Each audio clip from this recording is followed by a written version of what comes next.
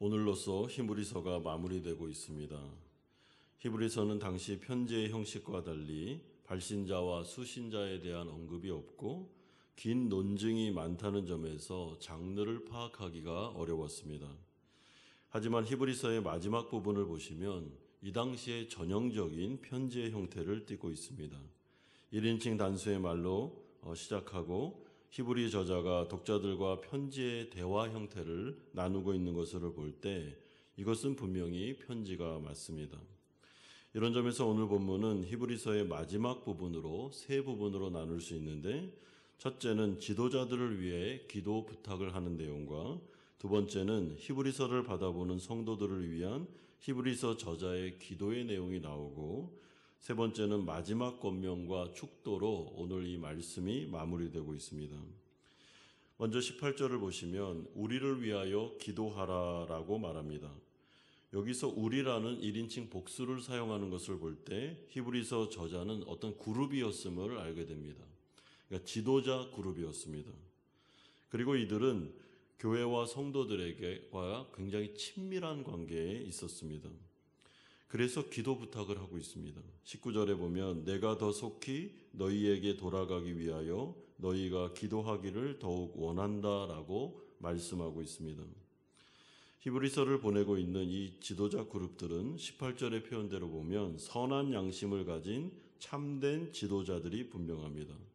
선한 양심이라는 것은 하나님 앞에서 깨끗한 부끄러움이 없는 그런 마음을 가지고 교회와 성도들을 사랑하는 마음으로 순수한 동기를 가지고 교회를 섬긴 목회자들이었다라는 뜻입니다. 그러므로 이들은 정말 이 히브리서 이 편지를 받아보는 성도들을 만나고 싶었습니다. 이들에게 가고 싶었습니다. 편지를 가지고는 이들을 위로하고 격려하고 이 어려운 이단들의 거짓 메시지에 속아 넘어가는 이 양들을 붙잡아주는 것에 대한 한계가 있다는 것을 알고 있었습니다. 그래서 빨리 가고 싶었습니다. 그래서 기도 부탁을 하고 있습니다. 이런 점에서 우리는 교회라는 곳을 좀 이해할 필요가 있는데, 교회는 지도자들에 의해서 교회가 이루어지거나 세워지는 것이 아님을 우리는 꼭 명심하셔야 됩니다. 교회는 지도자들과 또한 교인들이 한 마음이 되어서 하나가 되어서 서로를 위해 기도해주고 격려해주고 붙잡아 줄 때 교회는 아름답게 성장할 수 있습니다. 이런 점에서 참된 지도자들이라고 해서 이들이 완벽한 사람들이 아니고 연약한 존재들이기 때문에 성도들은 합심하여 지도자들을 위해서 반드시 기도를 해주셔야 됩니다. 때로는 낙심할 수도 있고 때로는 힘이 빠질 수도 있고 때로는 여러 가지 어려움 속에서 공격을 받음으로 자신들이 하는 사명을 잘 감당하지 못할 때도 있습니다. 그럴 때 중요한 것은 교인들이 함께 모여서 함께 지도자들을 위해서 기도하며 이들이 바르게 서서 하나님의 말씀을 잘 전할 뿐만 아니라 정말 주님의 마음으로 양들을 건사할 수 있도록 양육할 수 있도록 함께 기도의 지원을 해주어야 됩니다. 그러면서 이제 지도자들이 성도들을 위해 기도합니다. 20절에 양들의 큰 목자이신 우리 주 예수를 영원한 언약의 피로 죽은 자 가운데서 이끌어내신 평강의 하나님이라고 하면서 하나님을 소개하고 있습니다. 하나님을 소개하면서 양들의 큰 목자이신 우리 주 예수라고 말씀하므로 양들의 가장 큰 목자, 다시 말해 교회의 주인은 예수님임을 우리에게 알려주고 있습니다. 여러분, 교회는 지도자들이 있습니다. 그러나 이 지도자들은 작은 목자입니다. 대리 목자죠. 중요한 것은 예수 그리스도께서 참된 목자가 되셔서 교회를 직접 이끌어 가시고 교회를 세워 나가십니다. 그러므로 우리는 예수님의 말씀에 따라서 순종함으로 대리 통치를 하는 것이지 지도자들이 교회의 주인이 아니라는 것을 항상 명심하고 있어야 됩니다. 그뿐만 아니라 예수님은 교회를 지키고 보호하시기에 충분한 능력을 가지고 계십니다. 왜냐하면 예수 그리스도를 죽은 가운데서 살리신 부활의 능력이 교회 가운데 있기 때문에 그렇습니다. 따라서 교회는 걱정할 필요가 없습니다. 아무리 사탄의 그런 시험이 있고 공격이 있다 할지라도, 세상에 어려움이 있다 할지라도 교회는 정신을 바짝 차리고 예수님만을 바라보면서 그분에게 의존적으로 그분에게 기도하며 나아갈 때 이 모든 어려움과 사탄의 공격을 반드시 이겨낼 수 있습니다. 그리고 교회는 진리 가운데 걸어가면 그 교회를 넘어뜨릴 존재가 없습니다. 하나님의 부활의 능력이 있을 뿐만 아니라 하나님을 평강의 하나님으로 소개함으로 하나님께서는 죄인된 인간을 구원하셔서 하나님과 평화를 이루시고, 이제는 예수 그리스도를 믿는 자들은 하나님 앞에 은혜의 보좌 앞으로 평강의 하나님께로 마음껏 나아갈 수 있음을 오늘 알려주고 있습니다. 따라서 성도들에게 주어진 놀라운 특권은 하나님과 이제 평화가 이루어졌다는 것을 인식해야 됩니다. 우리가 때로는 넘어지고 죄를 범한다 할지라도 우리는 은혜 안에 있음을 기억하셔야 됩니다. 그래서 은혜 보좌 앞으로 담대히 언제든지 나아갈 수 있습니다. 예수 그리스도를 의지하면 그렇게 될 수 있습니다. 우리가 오늘 이 새벽 예배 시간에 기도의 자리로 왔는데 우리는 은혜의 보좌 앞으로 나아가는 것이지 정죄의 보좌, 저주의 보좌, 심판의 보좌로 나아가는 것이 아닙니다. 하나님 앞에 나아가서 마음껏 은혜를 구할 수 있습니다. 하나님께 마음껏 기도할 수 있습니다. 하나님과 친밀한 교제를 언제든지 누릴 수 있습니다. 이것이 히브리서가 우리에게 이야기해 주는 놀라운 특권입니다. 그러면서 이 히브리서 저자는 지도자로서 교회와 성도들을 위해 기도하면서 21절과 같이 간절하게 기도합니다. 모든 선한 일에 너희를 온전하게 하사 자기 뜻을 행하게 하시고 그 앞에 즐거운 것을 예수 그리스도로 말미암아 우리 가운데서 이루시기를 원하노라. 영광이 그에게 세세 무궁하도록 있을지어다. 아멘. 히브리서 저자는 성도들의 온전함을 위하여 기도하고 있습니다. 여기에서 이 온전함이라는 것은 속사람이 성숙해가는 성화를 말합니다. 그리고 성도들이 온전해질 때 하나님은 영광을 받으신다라고 말씀합니다. 그러므로 우리가 무언가를 행하기 전에 우리의 존재가 변화되는 것이 중요합니다. 우리의 성품이 예수 그리스도를 닮아가는 것이 중요합니다. 우리의 속사람이 변화되는 것, 그러니까 being의 문제가 해결되고 그 다음에 doing의 문제가 자연적으로 따라오는 것이 기독교 영성의 특징입니다. 순서입니다.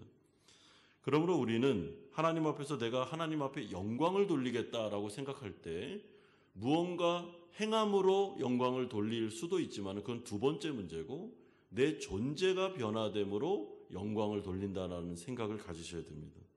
내가 예수님을 닮아가는 것이죠.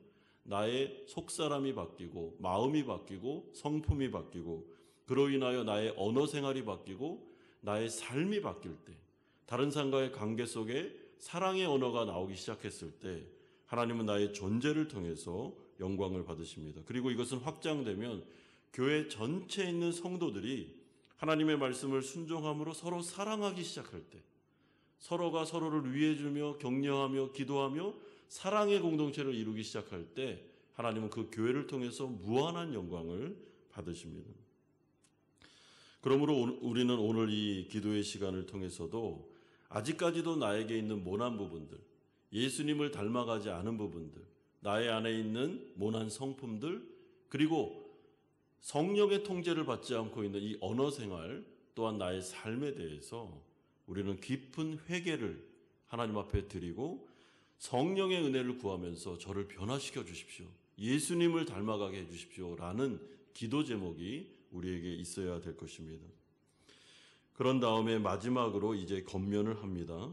특별히 히브리서 저자는 22절을 통해서 성령의 감동하심으로 자신이 쓴 이 편지가 사랑의 메시지임을 말씀하면서 오해하지 말고 잘 받아들이고 용납해 줄 것을 부탁하고 있습니다. 왜냐하면 오늘 이 히브리서에 보면은 사실은 성도들을 향한, 교회를 향한 심한 질책에 대한 내용도 있었습니다. 왜 다시 유대교를 따라가냐, 왜 율법주의에 빠지려고 하냐라는 질책이 있었기 때문에 지금 히브리서 저자가 혹여나 이런 심한 질책이나 이 권면의 말을 통해서 성도들이 상처를 받지는 않았을까라는 생각이 있어서 사랑의 마음으로 한 것이니까 이 권면의 말을 잘 믿음으로 받아주면 좋겠다라고 아주 정중하게 그리고 공손하게 부탁을 하고 있습니다. 여러분, 이런 점에서 기독교 안에 있는 그 권위에 대한 부분에 대해서 잘 생각하셔야 되는데, 절대로 기독교는 그 성도들을 억압하고 강제로 힘으로 누르는 권위가 아닙니다. 이건 예수 그리스도의 사랑과 은혜로 긍휼하심으로 다스리는 권위라는 것을 생각하셔야 됩니다. 따라서 어떤 목회자나 지도자가 자신의 가지는 그 권한을 가지고 성도들을 윽박지르거나 아니면 막 강하게 몰아붙이거나 하는 것은 옳은 태도가 아닙니다. 그런 카리스마적인 목회는 옳지 않습니다. 중요한 것은 사랑의 마음을 가지고 정말 성도들을 그리스도의 마음을 가지고 나아가는 것이며 인격적으로 대하는 것이 매우 중요합니다. 여러분, 히브리서 저자가 이 부분을 좀 용납해 주면 좋겠다. 내 이 권면이 정말 사랑의 마음으로 한 것이니까 이 질책에 대한 이 권면도 잘 마음으로 받아들이길 바란다라고 하면서 그들의 마음을 이렇게 만져주는 모습을 보게 됩니다. 얼마나 겸손합니까? 그리고 얼마나 사랑이 넘칩니까? 그러면서 이제 이 히브리서 저자가 이 편지를 마무리하면서 성도들을 마음껏 축복하면서 기도해 주고 있습니다. 25절에 보면 은혜가 너희 모든 사람에게 있을지어다 라고 말합니다. 여러분, 이 한 구절 안에 사실은 기독교에 있는 모든 은혜, 축복이 다 포함되어 있습니다. 은혜라는 말 속에는 사실은 성경 안에 있는 모든 축복의 내용이 다 들어있는 것입니다. 우리가 예수 그리스도를 믿고 구원받은 것 은혜입니다. 하나님의 자녀가 된 것 은혜입니다. 지금 이 자리에 예배 자리에 나온 것 은혜입니다. 은혜. 우리는 나올 수 없었던 죽어있던 자들입니다. 죄로 인하여 죄에 뒹굴고 있던 멸망을 향해 나아가고 있던 자들입니다. 근데 은혜로 하나님께서 우리를 불러서 이 자리에 앉히셨습니다. 그리고 영생을 주셨고 하나님의 나라의 모든 유업을 이을 자를 우리로 삼으셨습니다.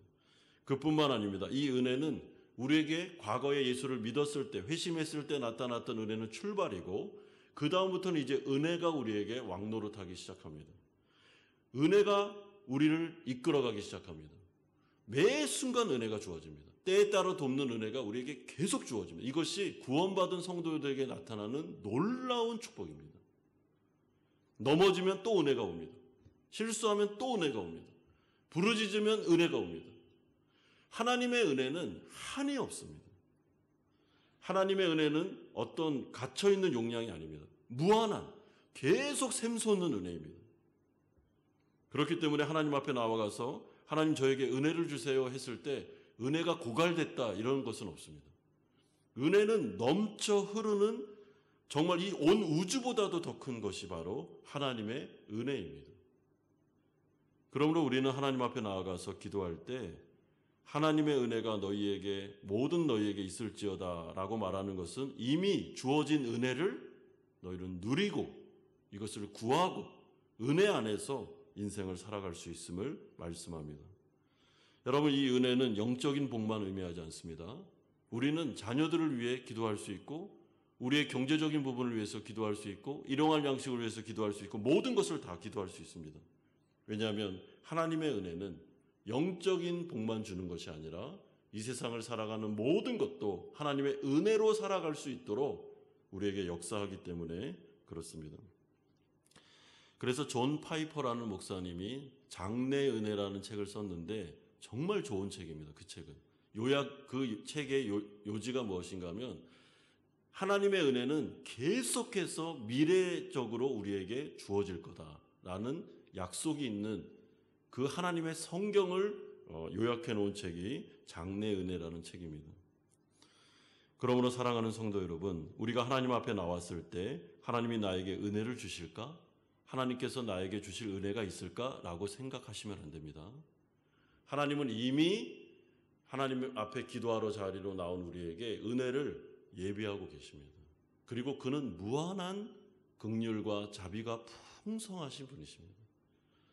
그렇게 우리가 하나님을 믿고 그렇게 우리가 인생을 살아가며 그렇기 때문에 우리가 성화를 이루어 갈 수 있습니다. 때로는 죄를 짓고 때로는 넘어지고 하나님의 마음을 아프게 한다 할지라도 우리는 은혜 보좌 앞으로 담대히 나아가서 하나님께서 오늘 하루 우리에게 주시는 때에 따라 주시는 은혜를 마음껏 누리면서 이 세상을 살아가실 수 있고, 이 특권을 누려야만 성도가 성도다운 이 세상에서 승리하는 인생을 살아갈 수 있음을 기억하시기 바랍니다. 나의 힘으로 사는 것이 아닙니다. 하나님의 은혜가 나의 마음속에, 속사람에, 나의 가정에, 직장에, 내가 하는 모든 일들 가운데 하나님의 은혜의 단비가 내려서 우리가 하나님을 체험하고 경험하고 그의 기적을 통해서 이 세상에서 승리하시는 우리 성도님들 다 되시기를 주 예수 그리스도의 이름으로 축원드립니다.